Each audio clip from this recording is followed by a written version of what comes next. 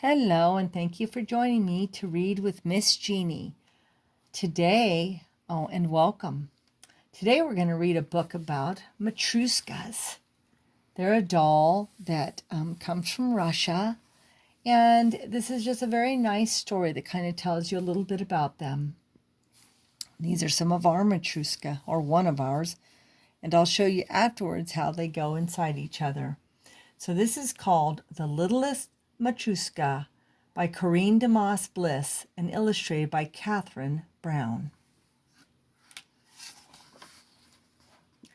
In a small shop in a snowy village in Russia, Nikolai the doll maker was carving his last Matryoshka. From one piece of soft wood he shaped six nesting dolls, each one fitting inside the other. They all opened in the middle and were hollow inside except for the littlest. She was the size of a bumblebee, and she was made of the heart of the sweet-smelling wood. Nikolai painted each doll's black shining hair and black shining eyes. He painted each doll's red dress and yellow shawl. He painted a fancy flower on the front of each doll's white apron and a smile on each doll's face. "You are 6 sisters," he said as he set them along the workbench in a line, from biggest to littlest, and he named each one, touching his fingers at the top of her head: Anna, Olga, Varka, Vanda, Nadia, and Nina. Then he tucked them in one inside the other. He put Nina inside of Nadia, and Nadia inside of Vanda, and Vanda inside of Varka, and Varka inside of Olga, and Olga inside of Anna. There they all were inside, and I'll show you how that looked at the end. Anna had a pedestal base, so she could not fit inside any other doll. She had the fanciest flower on the front of her apron and the wisest look in her eyes. "Goodbye, Anna," said Nikolai, and he kissed her forehead. "Keep your sisters safe inside you, and may you find a happy home." Then he set the Matryoshkas off to a toy shop in America. On the long journey across the sea, Nina slept inside of Nadia, and Nadia slept inside of Vanda, and Vanda slept inside of Varka, and Varka slept inside of Olga, and Olga slept inside Anna. Anna kept her shining eyes wide open. She saw only darkness when she was unpacked from her box at a toy shop in America. There were other Matryoshkas on the shelf by the front door. Some were bigger and some were smaller. Anna could only guess how many sisters each held inside. Other Matryoshkas makers carved 4 or 8 or even 10 dolls, each inside the other, but Nikolai always carved 6, for 6 he believed was a lucky number. The toy shop owner opened up Anna and set her and her sisters in a line, from biggest to littlest, along the front of the display. Nina, the littlest, was on the very end of the shelf, too close to the edge.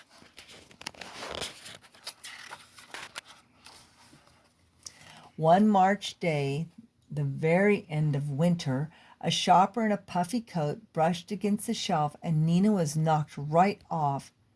No one noticed except Nina's sisters, but there was nothing they could do.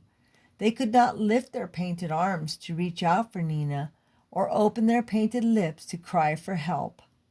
Nina rolled to the doorway of the shop, and then, in the bustle, she was kicked outside by a customer as he left. It had begun to snow, and soon Nina was covered up by snow. In the morning, the shopkeeper shoveled the sidewalk in front of the toy shop. Nina was shoveled right out to the street. Later that day, the snowplow came and pushed all the snow into a pile. The pile was shoveled up into a dump truck. Nina, nestled in the snow, saw only whiteness. The muffled sound of truck reminded her of the ship's engine, and she dreamed she was on the sea again, on her way to America. The truck dumped all the snow on top of a big pile outside of town. That evening, the shopkeeper discovered the littlest Matryoshka was missing. He looked everywhere but couldn't find her. So he put Nadia inside of Vanda, and Vanda inside of Varka, and Varka inside of Olga, and Olga inside of Anna, and he put the Matryoshka on the sale table. The next day, a little girl named Jessie came to the toy shop with the money her grandfather had sent for her birthday. She had sent the Matryoshkas on display in the store. Oh, she had seen the Matryoshkas on display in the store weeks before and longed for one. But now she found out they were all too expensive. She was just turning away when the shopkeeper pointed out Anna. "The littlest doll is missing," said the shopkeeper, "so I'll let you have the Matryoshka for half price." Jessie had just enough money to buy the Matryoshka. When she got home, she set the dolls along her dresser in a line, from biggest to littlest. At night, she put a little ball of cotton inside Nadia so she wouldn't feel empty inside. Then she put Nadia inside of Vanda, Vanda inside of Varka, and Varka inside of Olga, and Olga inside of Anna. And she set Anna by the window so she could look out at the moonlight, snowy fields, and the star-filled sky. Anna kept her shining eyes wide open, watching for Nina and remembering Nikolai's soft voice. "Keep your sisters safe inside of you." Nina spent the night in the snow pile. In the quiet early morning, spring took the place of winter. The sun came out and the great thaw began. The snow above Nina started melting, and soon she could see sunlight making its way through the icy crystals.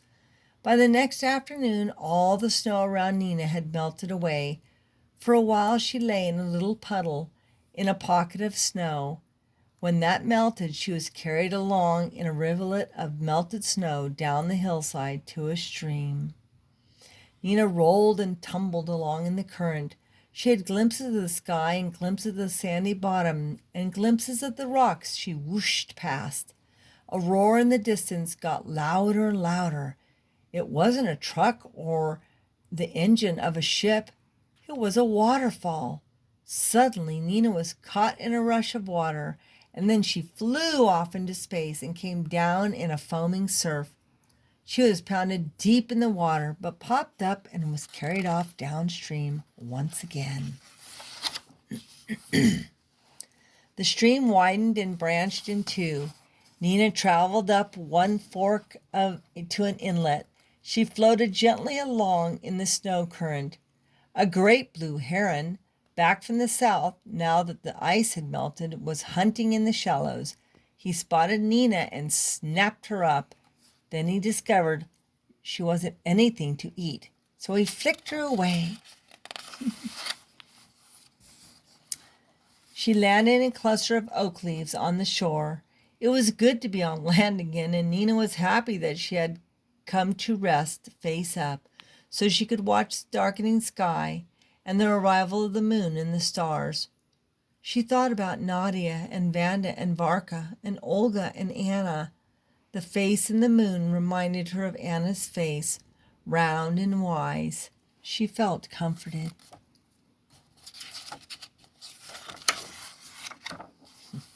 In the morning, a squirrel came foraging along the leaves. He mistook her for a nut, snatched her up, and dashed off with her to his nest in the eaves of an attic. When he saw that she was only a piece of wood, he shoved her out of the nest, and she fell to the roof of the porch below. She rolled down the slope of the roof into the rain gutter and then tumbled down the copper drain pipe.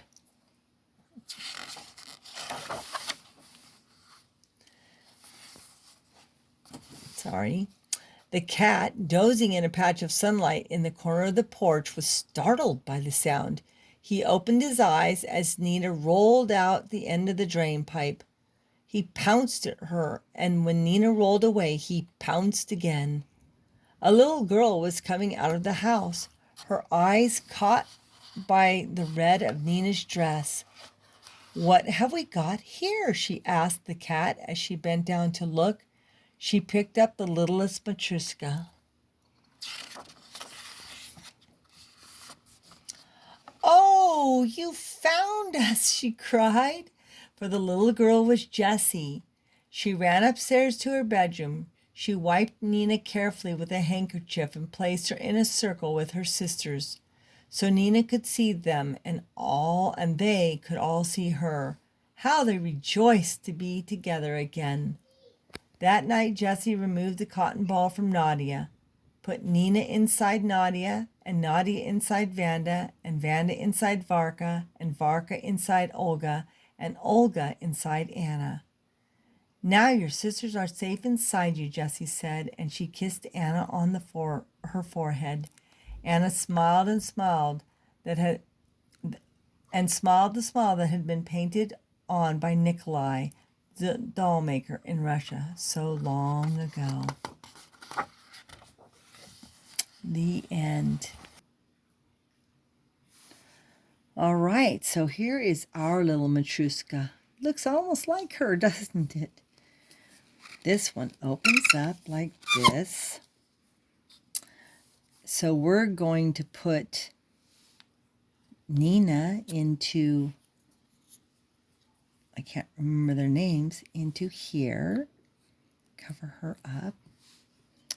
We're going to put this one into here and cover that up. Put it right there. We'll open this one and we'll put her into here. We'll open this sister and put her into here. And here is the last one, Anna. See how she has a little thing on here? And everyone goes in there. Now everyone is safe. Thank you for listening, and we hope to see you for another book. Bye.